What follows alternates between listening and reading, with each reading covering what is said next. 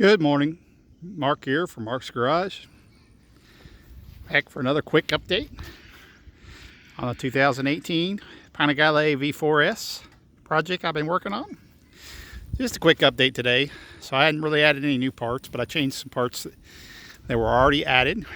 I think I covered the last video that I wasn't happy with the contrast of gloss and satin carbon. So what I did is I worked out a technique to dull all of the gloss carbon that I had to make it a closer match for the Ducati Performance satin finish stuff that I have. That's just over the top awesome quality of this stuff. I love the finish of it, the fit. It's not a true matte, it's kind of in between a satin. And what I found out that worked really well, and I kind of found this out by accident a long time ago. Magic erasers, if you guys are familiar with that product, they do a great job of cleaning scuffs and marks off of finishes, but they have a tendency to dull the finish if you use them on glossy surfaces. That's because they have some micro abrasives inside the magic erasers. They feel nice and soft and smooth, but they actually do have micro abrasives that tend to dull the glossy finish. Well, with a little bit of work and a little bit of elbow grease, some magic erasers can take nice super glossy carbon and turn it into a nice satiny finish, still having a beautiful, clear coat finish, but it turns it super satin. And you can do this as leave it as glossy as you want, or try and get it more dull, just depending. So I did the mirror caps, the front sprocket chain guard, the heel guards for my Jill's Tooling rear sets, and the tips for my Aero version 2 titanium race exhaust.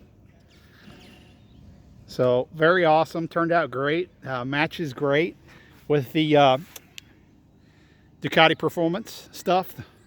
Only real small discrepancy that you can kind of tell, and that's if you're getting really picky, is the weave pattern isn't exactly the same on the Ducati Performance stuff as some of the other stuff that I had purchased, which is 3K versus 2K weave. On the Ducati Performance's 2K, I believe. So a little bit smaller and tighter weave, but that's not a huge thing from my perspective as far as something worth replacing all the stuff that I've already bought.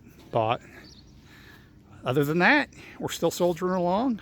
So I have on order now from Europe. I have the carbon fiber exhaust heat shield on order, and I did get that in a satin finish with the exact matching weave as the front fender and the rear hugger and the upper tank cover for Ducati Performance. So I had to order that from Europe. Sourced it should be here, might be quite some time. Stuff, especially carbon stuff, takes a very long time to get to the United States, but we'll keep our eye on that. That's the next big piece that I have missing in the puzzle for the build here. Other than that, some other things that I have my eye on that I want to potentially do are some motocourse fully billet lower Öhlins fork extensions. So I want to get the they look a lot like the Öhlins Superbike forks. Motocourse makes some of them. They're around $1,500 though. So and then I'll have to have them sent off to have them installed. Also looking at a motocourse shock support that I have my eye on. Some motocourse rear set, billet rear set mounts. It replaces these cast aluminum pieces here, but those are around $1,400 as well too. Motocourse is very pricey stuff. And they also make an engine mount here too that I have my eye on. That's a little bit more affordable, so I might order that up. I've seen several places that have that available as well too. So other than that, have a great day. Enjoy this nice springtime weather. Mark here from Mark's Garage. Take time to like, click, and subscribe. Feel free to leave a comment. Have a great day.